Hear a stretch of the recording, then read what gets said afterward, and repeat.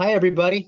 My name is Garrett Schmidt. I'm the managing editor for ACO Exhibit Hall, and I would like to welcome you all to today's moderated discussion hosted by InfoMC called How Medicare Advantage Plans and ACOs Can Better Manage Risk in a Value-Based World. This is a really important topic, something of a lot of interest right now, so glad you joined us. A few items of note before we get started here. Just some housekeeping stuff. All attendees have joined the webinar today in a listen-only mode, so you don't need to worry about muting your microphone. That's already been done for you. And I'd also like to let you know that the webinar is being recorded, so you will have the opportunity to rewatch the session and or hopefully share it with colleagues and friends. And a link to the recording and also where you can download the slides will be sent to you. I'll email you personally following the presentation. Finally, during the webinar, we want to hear from you, so please submit your questions to our presenters at any time using your attendee control panel. And if you'd like to address any specific one of our speakers, you can do so there. And we will answer as many of those as we possibly can during the Q&A session at the end. But for the questions we are not able to get to, please know that we will make sure to respond to you via email afterwards. But we'll do as many of those as we can in the allotted time. Okay, so without further ado, our presenters today are Dr. Francisco Hernandez, Chief Medical Officer for Doctors Healthcare Plans, Ms. Susan Griffin, VP Administration for Doctors Healthcare Plans, and also Dr. Harm Sherpir. He's the Chief Medical Informatics Officer for InfoMC. So you can see their bios here on the screen. So I think Dr. Sherpir is going to kick us off. So welcome, Doctor.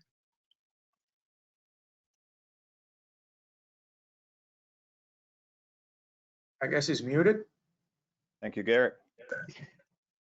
Thank you, Dr. Hernandez. Yes, clicking all these buttons. Thank you. Thank you so much, Garrett, for the introduction. Now, let's start by introducing our company. InfoMC is a healthcare technology company delivering a collaborative care platform to provider organizations and health plans, governments. Our whole person approach enables clients to address the behavioral, physical, social drivers that impact a person's health.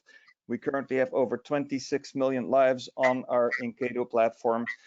Platform is easily configurable and collects and manages data with interoperability and data exchange from client systems. We are distinguished by strong emphasis on privacy and security. We have numerous certifications, including HITRUST, NIST, MARS-E, SOC 1, and SOC 2. For today, we are delighted to be partnering with our client, Doctors Health Plans, in this conversation. They are a new plan in the Miami-Dade area with a very experienced team of executives running the organization. Their tagline, "Your health, our commitment," I think is the perfect tagline that encaptures accountable care, right? We are accountable for the care that we deliver to you. We are uniquely situated to provide comprehensive and coordinated care by integrating operations and medical management. That will be the main topic for today. And to briefly preview the topics we will be discussing today as a team. Number one, what guiding principles shape your medical management strategy. From there, we'll talk about clinical and operations working together in utilization management and case management. I would like us to touch on our health IT strategy for analytics and interoperabilities. I'm hoping we'll talk about the main concerns toward the stakeholders, patients, providers, health plans, and other stakeholders.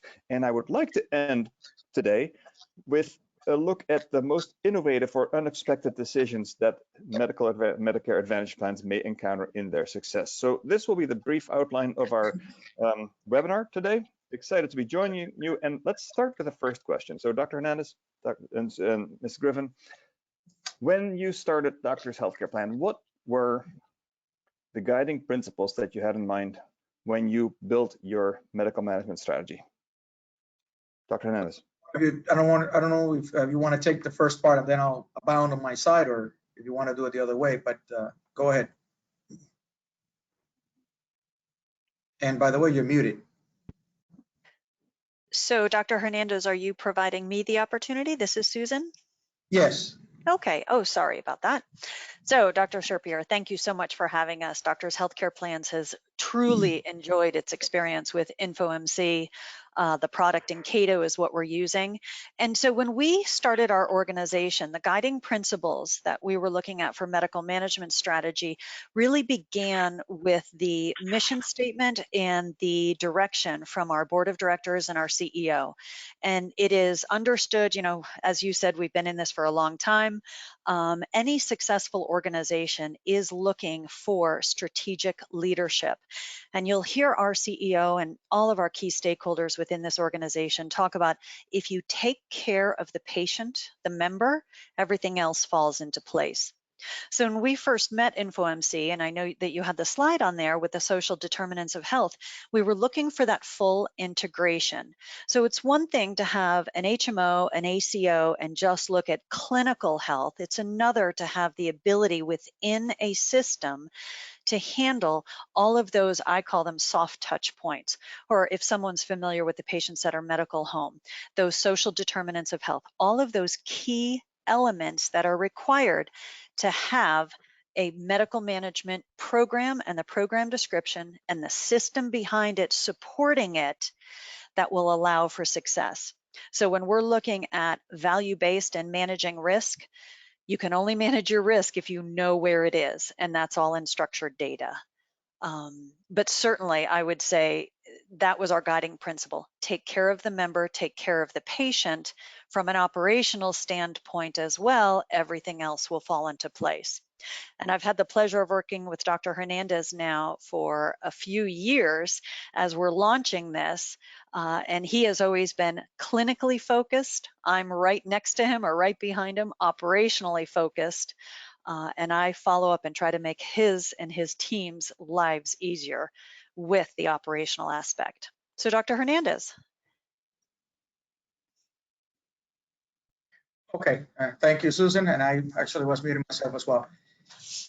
When I looked into the task that we were going to be facing, my concerns were that we had a system that was user-friendly so that our personnel could use it with relative ease, that was able to perform the functions that we needed, and to do so, allowing us to have a decent workflow so that the time frames, and as you know, many of the things that we have to make decisions on have a time frame attached to them, could be kept and followed appropriately. So that being said, we found ourselves with the mammoth task of looking at several different systems and determining what was more likely to work than not. When we looked into InfoMC, which actually we looked at it more than once because we looked and then we came back to it, we realized that it did have what it needed. And furthermore, we also realized that we had a team of people who were very eager to help and to cooperate. And when you're starting a plan like this, there are so many other competing issues that you don't want to have an additional one by having a software or a vendor that you barely can communicate with, because when you have a problem, you need a solution and you need it quickly. And I think that that is one of the things that got us into the direction of InfoMC more than any other issues with it. Good. I could see that theme here. You talked a little bit about selecting InfoMC. Ms. Griffin, you also, I think the theme for the day is, and I think you captured it really well, is collaboration between clinical and operations. So let's talk about that a little bit more. How do you work together as an organization to match both your utilization management and your case management programs? How do you coordinate those two in sync with each other? Who wants to go first? Dr. Hernandez, you want to go first? Yeah, I'll go first. Okay, so the first thing to realize is this is two different systems. The case management is our handling of chronic patients and or patients who have had issues. And it comes with a lot of reporting needs that must be complied with because they're regulated by law. And also, you need to be able to capture the information and work with it, because that's how you are going to be more effective in following those who need deeper and further intervention. we found in Encato a relatively strong platform for case management already. And we then had to evaluate and develop the utilization management side. Any company of our kind, healthcare plan, needs to be able to not just authorize things, but make sure that those things are authorized timely, that the information is kept appropriately, and that we capture when all of the different steps in that decision occurred. So the clinical side is seeing the information we receive and making the decision in terms of appropriateness of care and or appropriateness based on the guidelines that we get from the federal government to be able to provide those services. Having said that, there is a burden on us also to be able to show what we have done and how we did it. There's a burden for timeframes of arrival, timeframes for decision, and timeframes for communication of those decisions to the different stakeholders. And that creates an environment where we have several different customers. We have sort of ourselves as a customer, but we also have as customer CMS, the federal government itself, and we also have the membership and the providers. And we have to somehow marry that clinical and administrative side in a manner that satisfies all of those other external and internal customers that will have to deal with this data and that information. Susan, I don't know if you want to add on anything to it. No, well said, Doctor. So when we are, not only for startup, but for day-to-day operations, when we think about the clinical team, they are member and patient facing. When we think about the operations team, we are CMS facing, we are the state facing. So any of that data that is being produced out of the system where Dr. Hernandez's team is inputting must be structured data, be able to pull it out and submit it to the feds, the state, et cetera. And so one example I want to give for this discussion is that when we were developing our case management and disease management programs, we have 5 levels of severity.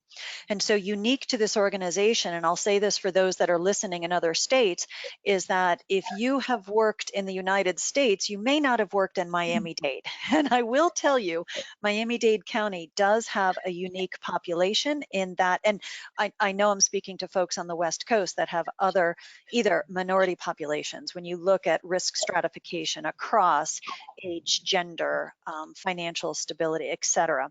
So when we're in Miami-Dade, for the case management program, those 5 levels of risk stratification are unique to this area.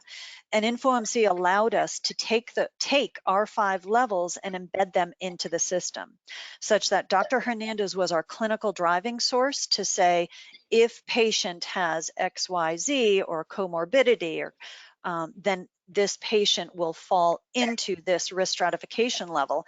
Behind the scenes, my team was working on thousands and thousands of lines of data such that we could create a unique case management program. Yes, it is based on evidence-based guidelines. Yes, our quality improvement committee has approved this, and in particular CMS in the state. However, please keep in mind that the nimbleness, it's very, for a system to be able to take what Dr. Hernandez and his team would like to deliver to our members and be able to place it into a system so that it is seamless for his staff.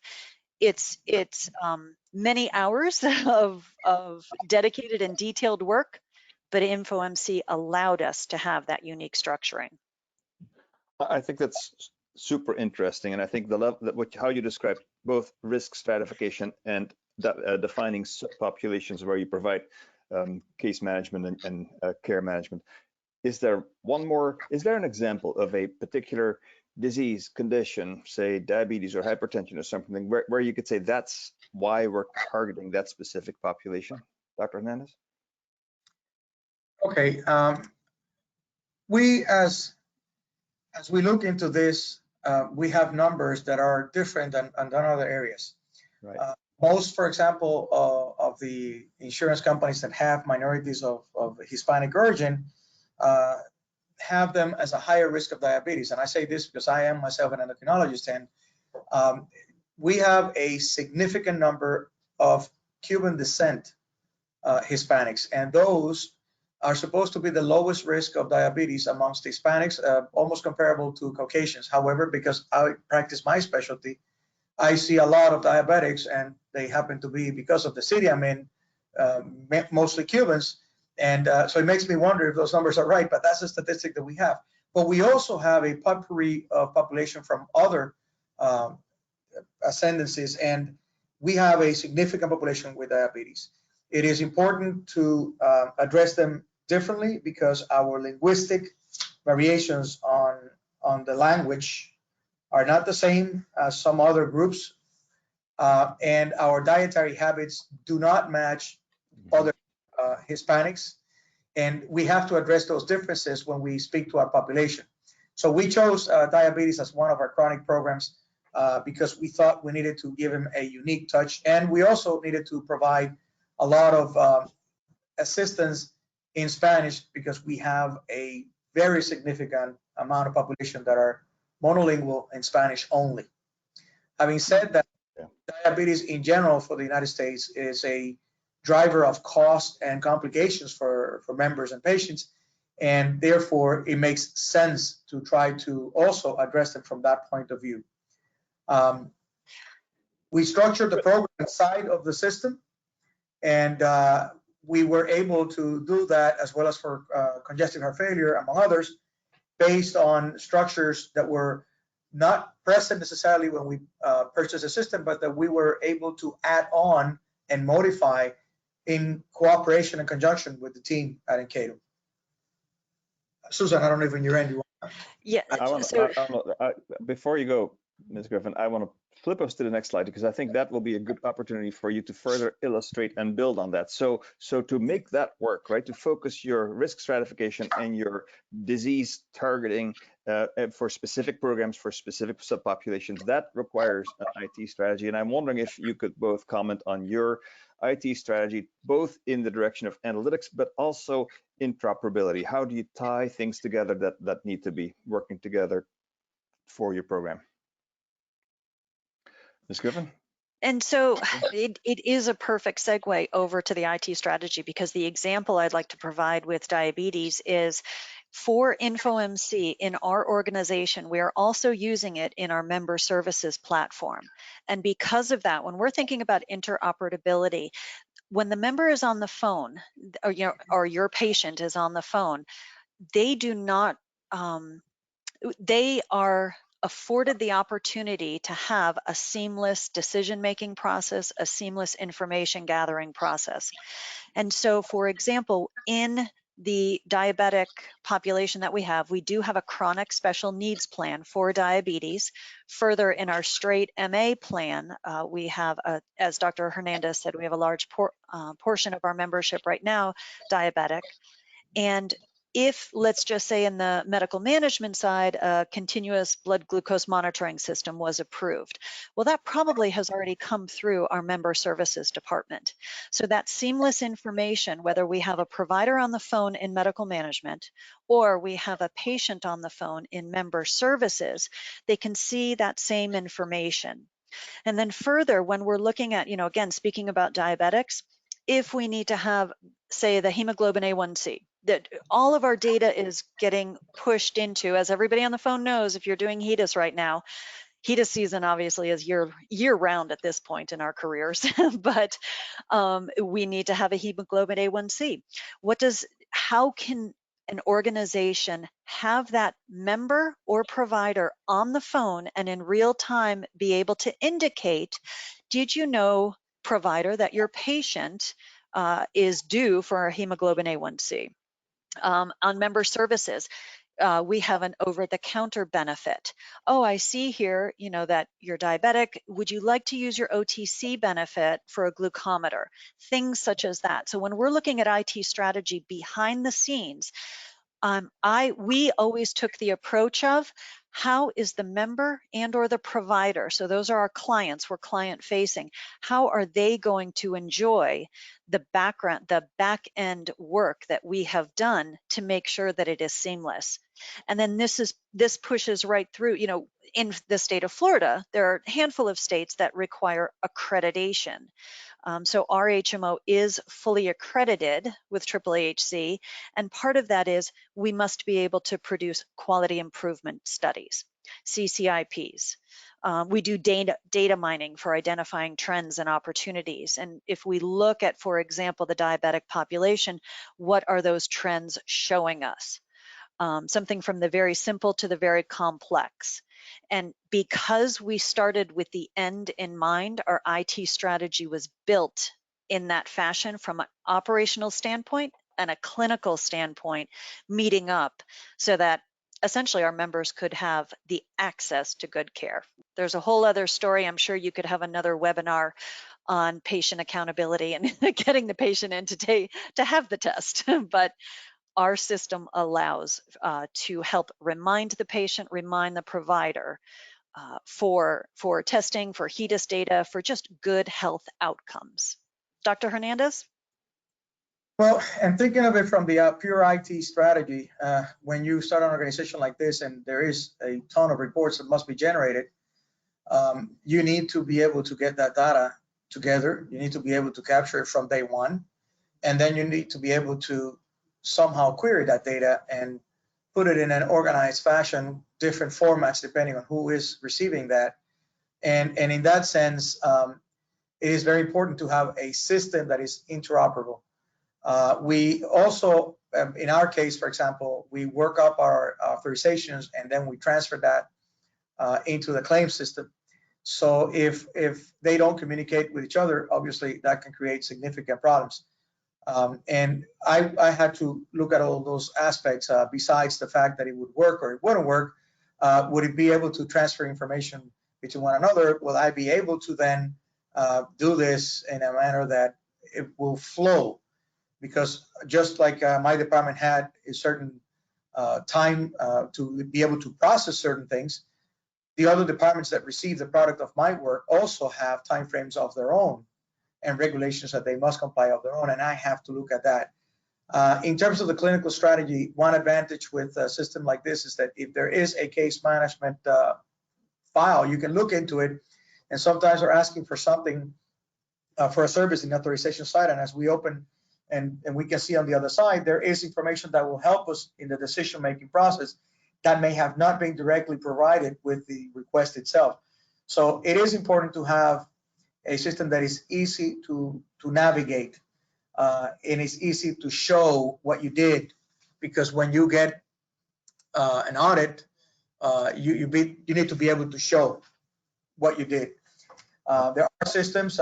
We actually had a system that was supposed to be tried on, and it was very difficult to query data. It was not intuitive in its flow, and it was very hard to communicate in other departments with it. Hence the decision that was made to use something that will be, in terms of the front face, much easier to use, and then on the back end, able to perform all the functions that were required to optimally and adequately provide the services to our members at the same time that we comply to all the requirements that the different authorities, whether state or federal, have upon us. By means of example, could you maybe mention 1 or 2 or 3 systems that you're currently exchanging data with inside your organization? We're using, for the claim side, there is a system called Health Suite from RAM Technologies. We also have information that we receive from a TRAX system for pharmacy. Mm-hmm. And we obviously have the ACO. We transfer information between those systems, and actually IT in here has created sort of like an intermediate step where we have a data warehouse where everything goes and is a repository and then gets distributed to wherever it needs to go. There is more data than we need on certain sides of one software, and the same applies from the other side of the software, that do not need to be exchanged among each other.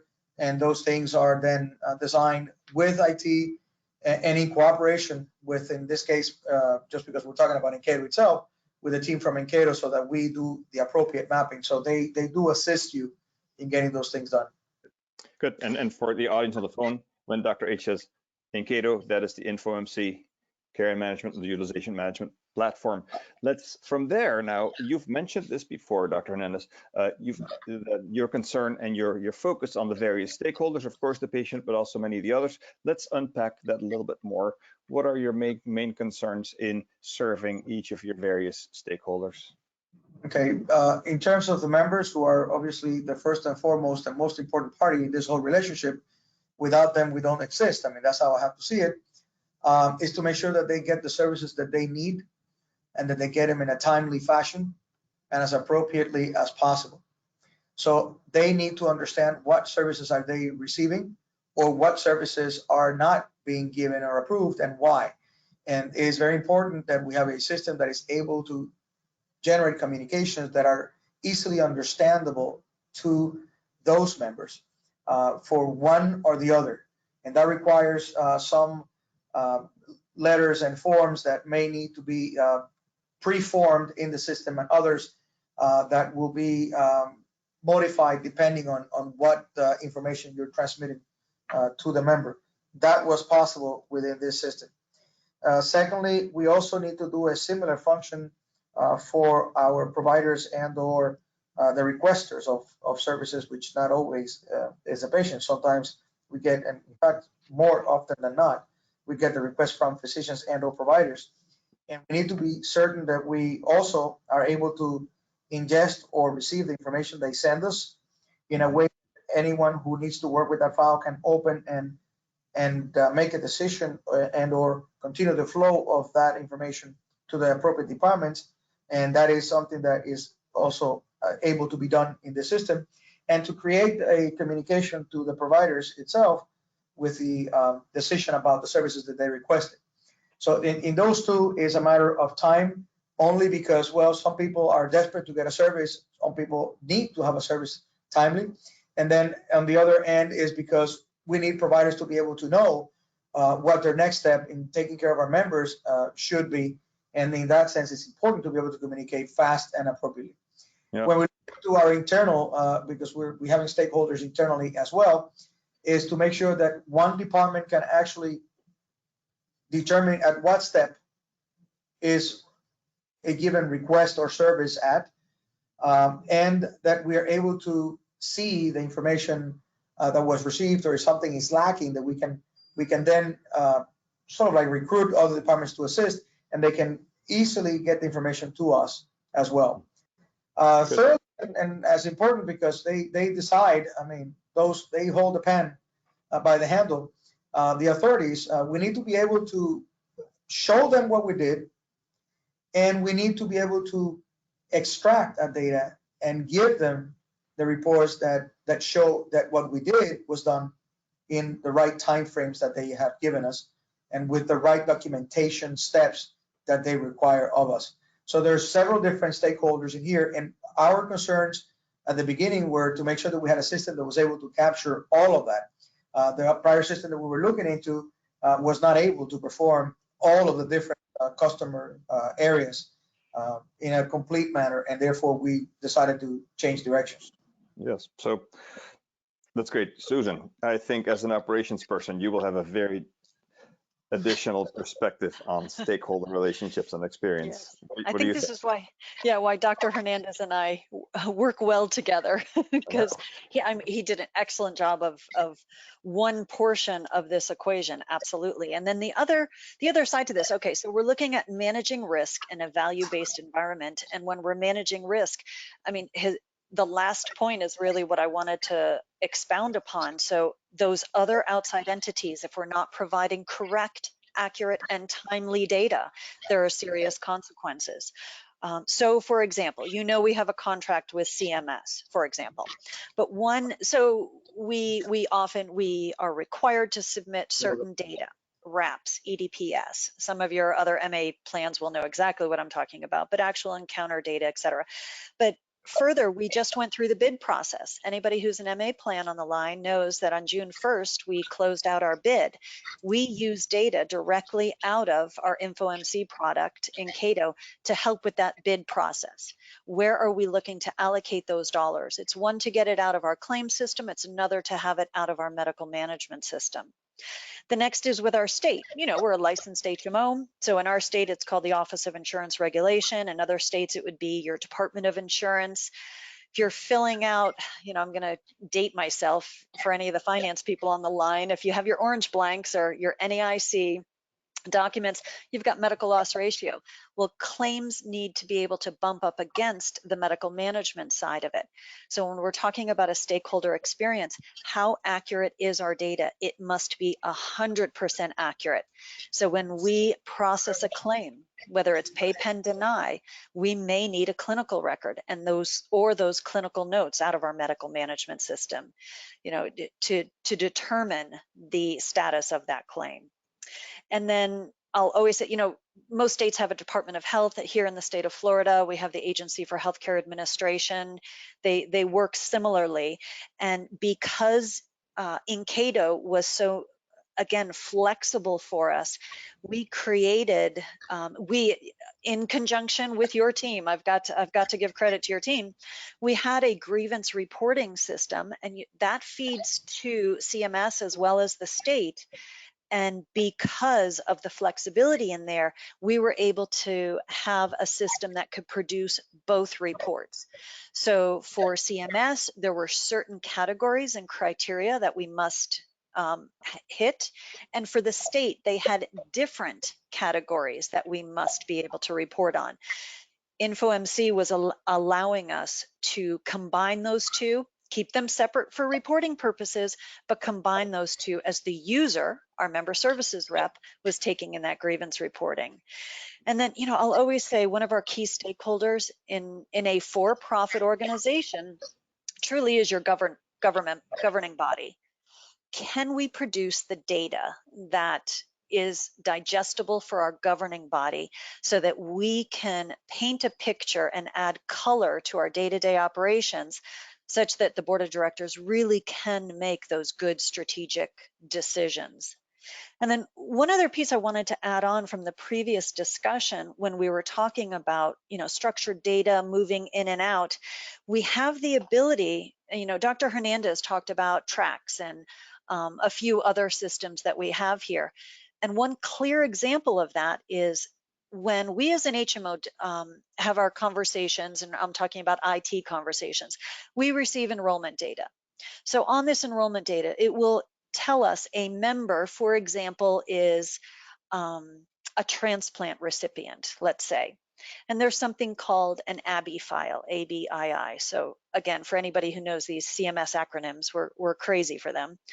So when we put on an alert or a note in the system for that member, that this member is a transplant recipient, had a transplant covered by Medicare during, you know, an eligible coverage period, there are certain medications, Part B, that are and are not allowed to be filled. And so Dr. Hernandez did a great job of educating our operations department. Behind the scenes, we have to make sure that that one piece of data that is received is transferred from our claim system, our enrollment system, into medical management, over to our PBM, our pharmacy benefit manager. Because if you're a transplant recipient, there are do's and don'ts to the coverage determinations made. So that's just one real life example that in Cato made it so much easier for us to process this. And again, I've been in other organizations where, you know, you go out to a separate file or it's a spreadsheet or, you know, you have to log out and log back in.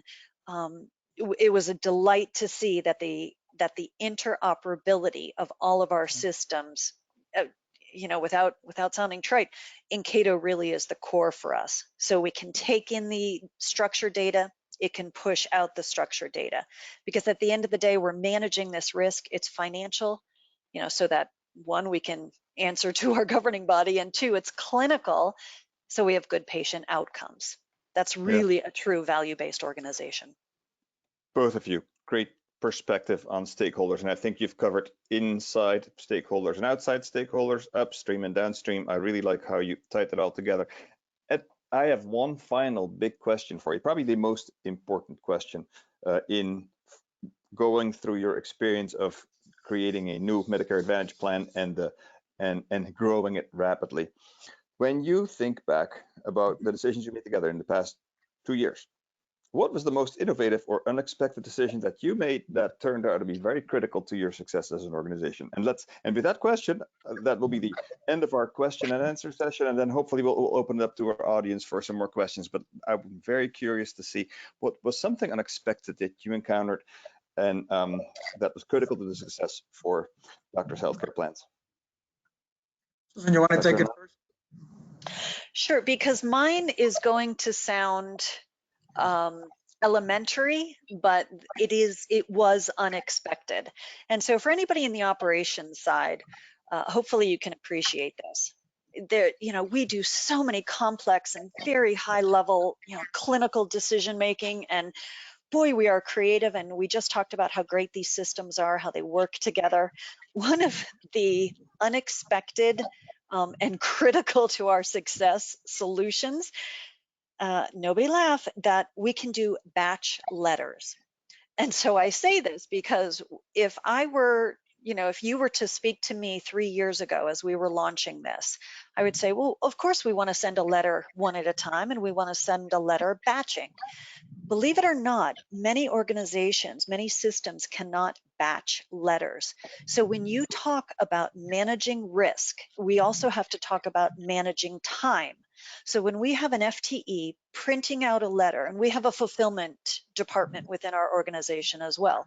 So they take these letters, stuff the envelopes, put on the postage, get it to the USPS. In order for medical management to have a successful and a really good working team, they should not have to be burdened with the necessity of getting up, printing a letter, signing it, putting it in an envelope, etc. And to batch letter, I know it sounds silly, but it truly was an unexpected decision that we said, oh yes, we want to solution this. And it has saved us. I haven't been able to quantify it yet because I love doing that at the end of a year. But I can already tell you it has saved us tens of thousands of dollars by being able to batch letter. Yeah. And then the next is, because we're using the system now for grievance and appeals, we're able to, one of the decisions we made early on as well is that we could appeal one line item within that claim. Again, I know it sounds so simple, but I guess the word of advice to the group listening is really do think about those day-to-day operations and what would make your life easier for your members, your providers, your key stakeholders.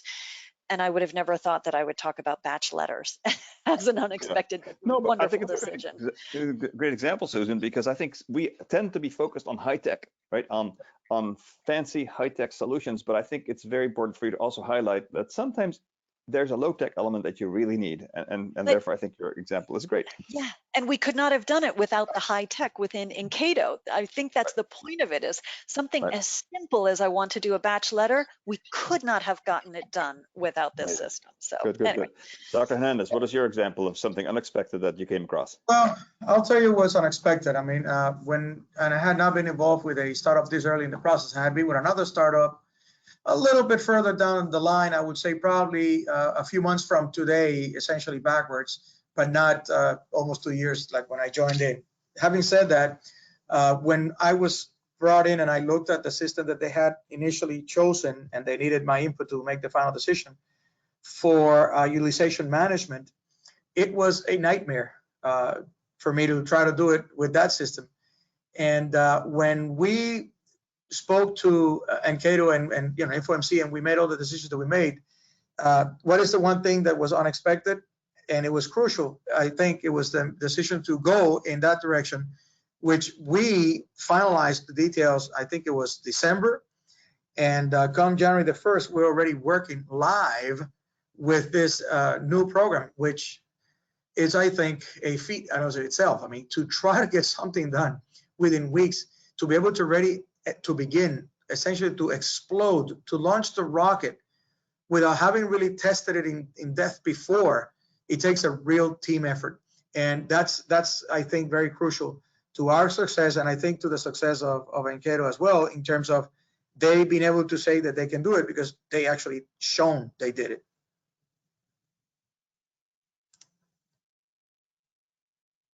I think that is a great example, and I appreciate your compliment there also. Let's, I would like to briefly summarize the topics we talked about. So lessons learned from our conversation today: single platform for utilization management and case management to support both the clinical and administrative workflows. I think you've both really emphasized the critical need for collaboration between the clinical team and the operational administrative team. So it was great to go into depth there. Data aggregation and interoperability. Thank you for the examples of interoperability that you mentioned and how crucial they are in making your operation run. I loved your focus on teamwork and stakeholders, upstream, downstream, inside, outside, particularly. And I think focusing on that and reminding what our conversation was there is we tend to focus on stakeholders outside the organization. Susan, I really liked how you also included the inside organization stakeholders that need this information to do their jobs. And then finally, the importance of having up-to-date line of sight clinical and financial metrics to enable your decisions. So I think all of those topics came up in today's conversation. And I think there may be some questions from our audience today. And Garrett, to handle that and to manage that, I would like to pass it on to you. All right, great. Thank you, Dr. Sherpier, and thank you to you also, Ms. Griffin and Dr. Hernandez. This is a very insightful presentation so far. We do have some questions that we'll go through here, and these are in no particular order, and they're not directed to any of you specifically, so you can just take them as needed. The first being, what would you have done differently given what you know today? That's the first question. Dr. Hernandez, I think you just left off with that. So, I would have done this a lot earlier in the process. It is not good to look. There's a lot of competing necessities and issues when you're beginning a process that is so gigantic and complex as what a new healthcare company is. So you have to try to get the decisions that are the easiest ones out of the way fast, so that you can then devote yourself to the other issues that require deeper and more detailed attention. And choosing a system, it's a very, very important decision, but it is one that should not be consuming all of your time. If it does, maybe you haven't done the right choice. And that's part of what I think I would have done differently. I would have not been running at the last minute, but then again, I joined a little bit late in the process, so it was actually a combination of issues. Other than that, honestly, everything else we've done, it's been a roller coaster at times, but it's been an enjoyable one, and we've been blessed with success, and I'm glad to be able to at least say that, and to say that we partnered with people who really have become team players. We all are trying to root and accomplish the same thing. yeah. And if I can add on to that, Dr. Hernandez, the one piece, again, if looking back, I probably would have spent a little more time looking at really diving into the details of the benefits being offered. When you are launching a health plan, and you know, whether you're an HMO or an ACO, if you're looking at the benefit design, all the covered services, can your system handle what you want to administer? Because if it can't, and you need to go outside of your system to handle, and let's just say acupuncture, you know, many organizations now are offering acupuncture. Can your system handle not only the request for authorization, the referral, the claim structure, et cetera, but be forward thinking and really look at every single benefit that you have? Can your system handle that? And that takes a deep dive analysis. And even if you're entertaining 2 or 3 organizations at the same time, or you're already embedded fully, let's just say an electronic health record, where are your limitations? Where do you have to go outside of your core operating system? The more you go outside of your core operating system, the more chance there is for mistake or lack of exchange of data. So do take a look at your entire benefit structure. Okay, great. Yeah, thank you for that. Next question. It is clear that the platform has worked well for you, but are there functions that you need it to perform that it currently does not? Can I answer that one? Yes, you need to pay a claim.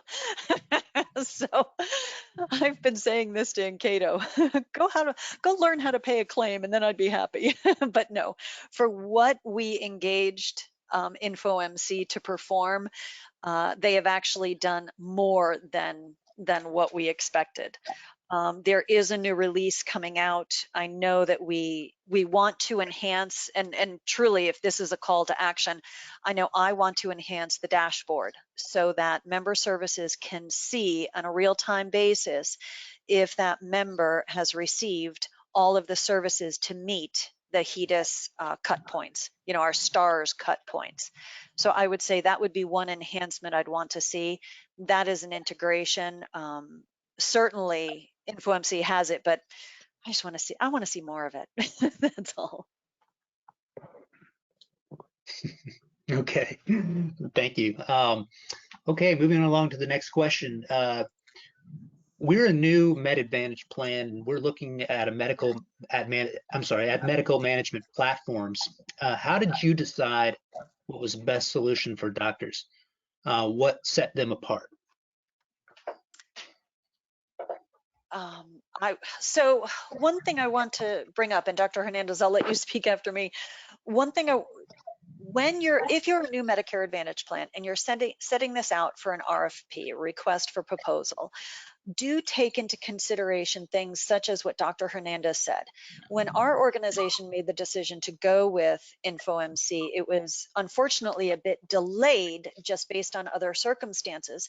But one of the items that we made sure of is that our operating system, our medical management system would be available to us and running at a certain percentage of time. And I can't quote the contract, but almost 100% of the time. Nobody tells you 100%. But one item that I will say for medical management, can it fully integrate all of the structured data elements between UMC MDM, and then can that information be pulled out or downloaded, whether it be to an ASCII file, to a CSV file, what have you, to go to your other stakeholders.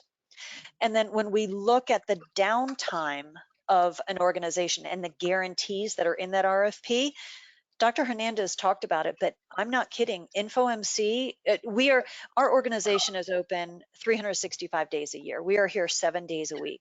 So we went live on January 1st of 2019, and at 7:30 a.m., myself and the member services and some medical management team, we were all in here. We didn't go out the night before to celebrate New Year's, or maybe some did, and I don't know about it. But we were all in here, and we had 3 team members from InfoMC alongside of us, making sure that the platform worked. To me, that high touch personal value that is what matters, because there's one thing, and you've got to get your IT team, your IT director, your information systems, information technology director involved from day one to ask all of these questions. But I would say look at your request for proposal, and make sure that there are guarantees in there. And I don't worry about InfoMC showing up for us, because they're always there for us. Very good. Okay, we got time for a couple quick last questions here, and then we're going to have to go. I did get an email from someone who said that the question module wasn't working for them, and they sent their question to me directly. So if that's the case with you, please feel free to email me directly with your question. But here's the question that was emailed to me. From the perspective of a plasma-based therapy organization, we would love to be able to provide more value to our payer organizations. Do you have suggestions on how to be inclusive of small populations within your plan?